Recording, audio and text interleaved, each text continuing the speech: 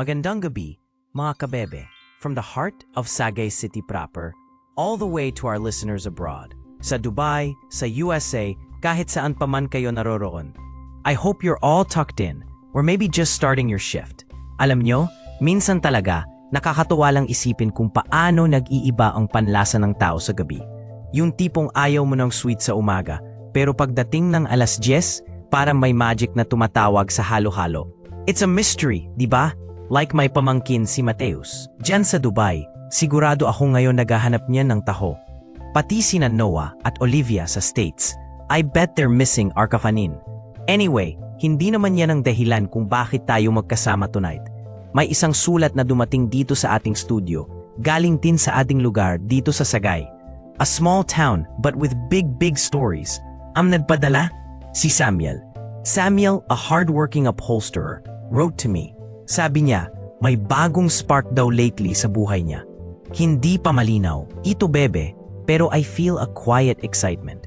Yung feeling na parang may bagong himig ang buhay kahit sa simpleng paggising sa umaga. Parang may future na naghihintay, na ang bawat araw ay may kaunting magic. It's a gentle tug, Tito Bebe, a new, hopeful beginning. Ang buhay ko dito sa Sagay City proper, parang isang lumang upuan na inaalagaan ko. May sarili siyang kanta, kabebe. Bawat hila ko ng sinulit, bawat hampas ng martilyo sa kuko, sumasabay sa tahimik na ritmo ng bayan. Ako si Samuel, isang upholsterer. Ang shop ko, laging bukas, pinupuno ng amoy ng kahoy at tela. Sa bawat upuan na nire-repair ko, hindi lang sira ang ginagawa ko, kung hindi, binabalik ko rin ang kwento nito. Ito ang buong buhay ko. Ang pagiging masinop, ang paggawa ng dekalidad na trabaho, at ang simpleng kasiyahan sa bawat paglubog ng araw. Masaya naman ako sa mundong ito. Hindi ako naghahanap ng anuman na kakaiba. Pero minsan, habang naglalakad ako sa plaza pagkatapos ng trabaho, may makikita akong babae, si Lovely. Taga Manila siya, BPO manager. Napapadalas ang pagpunta niya dito, sabi ng mga kapitbahay. Siguro dahil sa tahimik na buhay at ang charm ng probinsya. Kita ko siya, usually nasa isang cafe, nagbabasa ng libro. Or minsan, nakikipagkwentuhan sa mga locals. Iba siya sa mga babaeng nakikita ko rito. Ang aura niya, may halong bilis ng syudad, pero dito sa Sagay, nagiging kalmado. Hindi kami nag-uusap ng direkta, but may unspoken awareness sa isa't isa. Parang it's just a feeling na mayroong kakaibang curiosity na nag-i-spark sa akin. Napakainit noon sa Sagay City Fair, Tito Bebe. Ako, abala sa booth ko, pinapakita ang mga gawa kong upholstery. Akala ko, isa lang ordinaryong araw, punong-puno ng ingay. Pero naramdaman ko, may pares ng mata na nakatitig sa bawat detalye ng lumang armchair na ni-restore ko. Hindi lang basta tingin, kabebe, kundi may kasamang paghanga. Pag-angat ko, nandoon siya, si Lovely. Simple pero eleganteng dress, very different sa usual na mga customer ko. Nadlakad siya palapit. Ang bawat hakbang parang may melody. Ang ganda naman po nito, bulong niya, sapat na para marinig ko, para maramdaman ko ang sincerity. Hindi ako sanay na may ganito kakin na makapansin sa hirap ng craft ko. Nagsimula kaming magkwentuhan, from my handcrafted pieces to the rich history behind them. Nalaman ko, she's a BPO manager. Ang layo ng mundo, di ba? Isang simpleng upholsterer at isang corporate executive, pero nagulat ako. Ang dami pala naming pagkakapareho sa pananaw. Pareho kaming mahilig sa mga tahimik na moment, sa pagpapahalaga sa local heritage. Sa gitna ng ingay ng fair, parang naging kami lang. Parang may bagong pintuan na biglang bumukas sa buhay ko. Isang pinto na may liwanag. Hindi ko inakala na ang isang fair, na akala ko routine lang, ay magiging simula ng isang koneksyon na di ko inaasahan. Nag-uumpisa na akong tanungin ang sarili ko, kabebe, habang tinititigan ko si Lovely. Ang ganda ng mga ngiti niya, ang lakas ng personality niya. Parang bawat galaw niya may purpose at direksyon. Siya, isang BPO manager. Ako, simpleng upholsterer lang dito sa Sagay City proper. Araw-araw gupit ng tela, tahi ng kupuan, restore ng luma. Ang mundo ko tahimik at predictable lang. Yung sa kanya, fast-paced, challenging, punong-puno ng opportunity sa big city. Nararamdaman ko ang lumalaking agwat sa pagitan namin. Parang laging may invisible barrier. Kaya ko ba siyang sabayan sa mga pangarap niya na mas malaki pa sa shop ko? Ang takot ko, baka one day magising na lang siya at ma-realize na hindi pala ako enough. Na she deserves someone more dynamic. Someone who genuinely understands the corporate world more than I ever could. Minsan, nahuhuli ko siyang naatitik sa kawalan. May deep thought. Parang may tanong din siya sa sarili niya about whether my quiet life could truly fulfill her. Gusto ko siyang mahalin ng buong puso, pero hindi ko alam kung kakayanin ng mundo ko. Ang mundong hinahanap niya. Ang hirap, kabebe, ang bigat ng pakiramdam na baka ako ang maging hadlang sa growth ng tao mahal ko. Hindi ko akalain mga kabebe na ang pag-volunteer namin sa clean-up drive dito sa Sagay ang magiging turning point. Dati, I just saw Lovely as this smart modern BPO manager. Pero doon, seeing her get her hands dirty, planning logistics with such dedication, ibang Lovely ang nakita ko. She wasn't just managing, she was caring. Tapos, nung nag-explore kami ng old churches at hidden waterfalls, she didn't just take photos. She listened as I talked about the history, about the wood, the artistry. Then she shared insights on preservation from her perspective, how it's a community project, a brand for the city. Parang unti-unti nagko-connect ang aming mga mundo. Akala ko dati magkaiba kami. I'm just an upholsterer, used to old ways. Siya naman, technology, fast-paced decisions. Magkaiba, yes, pero hindi pala kami magkalayo. Instead, we were like two different pieces, designed to fit, creating something new and stronger. Sa bawat kwento niya, sa bawat tawa, sa bawat pagtitig niya sa akin, I felt this profound connection. Hindi lang basta attraction. It was deeper. It was understanding. Parang lahat ng doubts ko unti-unting nawawala. This beautiful, intelligent woman was seeing me, Samuel, not just my job, but me. Dun sa plaza ng Sagay, I waited. Ang usapan namin ni Lovely, may pupuntahan kami before maghapon. Importanteng usapan about future, you know. Lumipas ang oras, kabebe. Ang phone ko, it just buzzed with BPO group chat notifications. Walang Lovely. Ramdam ko ang tingin ng mga tao, parang they were all silently judging. Pinaghintay na naman siya. Every minute, my heart felt heavier. When she finally called, her voice was tired. Overtime daw. Big client issue. I understood, of course, but it still hurt. This missed commitment. Hindi lang ito simpleng lakad eh. Something for us, something crucial. Then her colleague si Anton, nakasabay ko sa kapehan. Casual lang siya. Ang busy naman ni Lovely. Samuel, pang-corporate talaga siya. Ikaw, chill lang sa upholstery mo, kaya nagkakaproblema sa skede. He said it parang concern. But I felt the sting, kabebe. Parang sinasaksak ang pride ko. Bigla it hit me. All our differences, our worlds, they just crashed. My quiet life, my hands stained. Her fast-paced BPO world, full of deadlines. Could this even work? The city lights felt so far from my workshop. And Lovely, at that moment, felt even farther. Parang may pumipigil sa amin. Something big.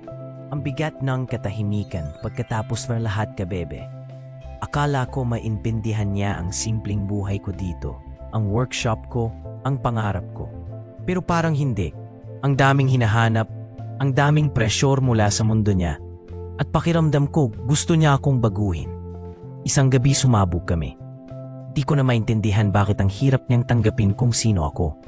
Sumagot siya, Samuel, are you even trying to meet me halfway? Ang sakit, kabebe. Sobra, kasi I thought I was doing my best. I tried to adjust sa schedules niya, sa world niya, pero parang kulang pa rin. Bawat salita, pumupunit sa pagitan namin. Ang boses niya, it was so foreign. Ang init ng ulo ko, it felt like a wall. Sabi niya, she needed space. Babalik na lang daw siya sa syudad. I didn't stop her. Hindi ko kaya. Nung palis siya, pakiramdam ko, kalahati ng puso ko sumama. Naiiwan ako dito, mag-isa, sa workshop na dati ay puno ng pag-asa. Ngayon, ang tanging maririnig ko lang ay ang alingaw-ngaw ng huling pagtatalo namin. may bukas pa ba kami? Ang layo ng Sagay City sa aming probinsya, kabebe. Pero nilakbay ko yan, dala ang pag-asa at konting takot. Hawak ko ang kahon na pinagpaguran ko. Bawat hibla, bawat tahi, parang bawat alaala namin. It's a small, intricately designed jewel box. Parang yung antique na sinabi ko dati. Yung kahit luma na, may unique value pa rin, basta alagaan mo lang. Nakita ko si Lovely sa isang cafe, busy sa laptop niya. Her world so different from mine. Ramdam ko ang kaba, pero mas malakas ang determinasyon ko. Lumapit ako sa kanya. Lovely, panimula ko ang boses ko may halong kaba at pag-asa. May dala ako para sa'yo. Ito yung pinakamagandang bagay na nagawa ko so far. Inabot ko sa kanya ang kahon. Every detail of this box, it reminds me of us. Yung mga pangarap natin, yung gusto natin i-travel together. Hindi ito perfect, pero it's made to last. Just like how I want our future to be, Lovely. Hinawaan niya ang tahon at nakita ko ang pagtataka sa mga mata niya. Nalaman ko sa mga pinagagawa kong antique na ang totoong halaga ay nasa tibay at kwento, hindi sa kinanglang. Kaya ako nandito, kasi ikaw ang kwento ko. Handa akong intindihin ang mundo mo, Lovely. Bastan payagan mo akong maging part ng mundong yon. I want you to be part of mine. Unti-unting lumambot ang mga mata niya.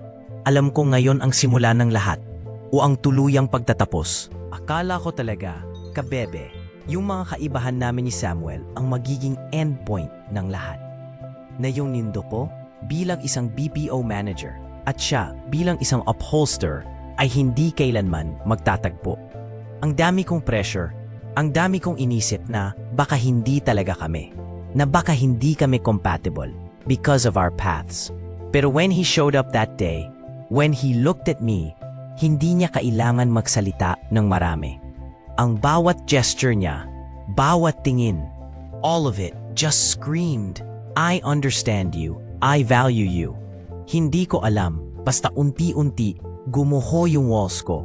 Yung doubts na bumabagabag sa akin for so long, dun ko na-realize, hindi naman pala yung lifestyle or yung differences ang problema.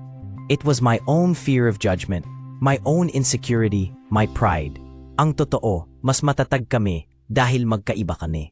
His world, simple, hands-on, full of creation. My world, fast-paced, digital, demanding. But when our eyes met and we held hands, there was this profound calm, this deep understanding. We decided, right there and then, that we're not just going to try to make it work. We're going to actively blend our lives. His talent in creating beauty, my ability to manage complexities. We will build a bridge between our two worlds, support each other's dreams, whatever comes. This isn't just a relationship anymore. Samuel and I, this is a beautiful partnership, a lifetime promise.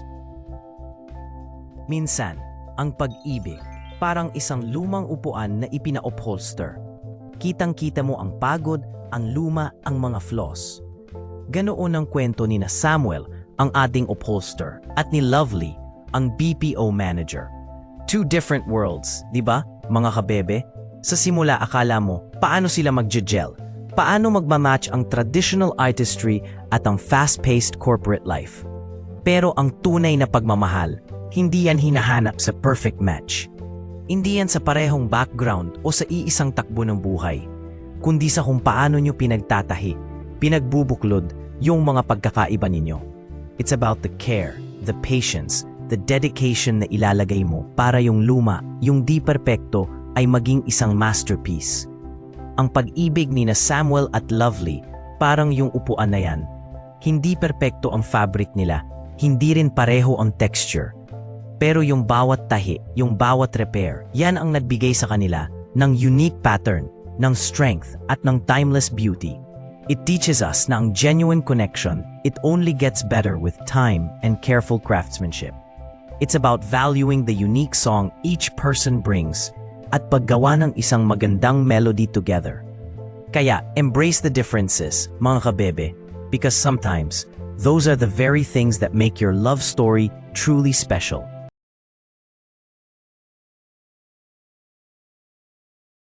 And that's it, mga kabebe. Another story well shared. Napakasarap magkwentuhan. to share all the tears and the laughter with you. Before we say goodbye, I want to leave you with this thought from the poem Desiderata by Max Ehrmann. Be yourself, mga kabebe. Never apilit ang hindi totoo, and don't be cynical about love.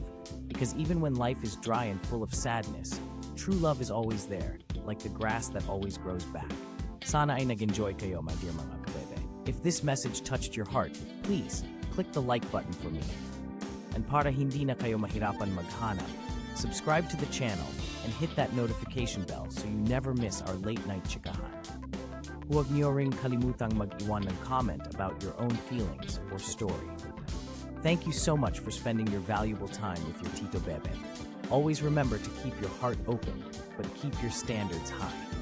Until next time, mga kabebe, Tito Bebe loves you. Good night and see you soon.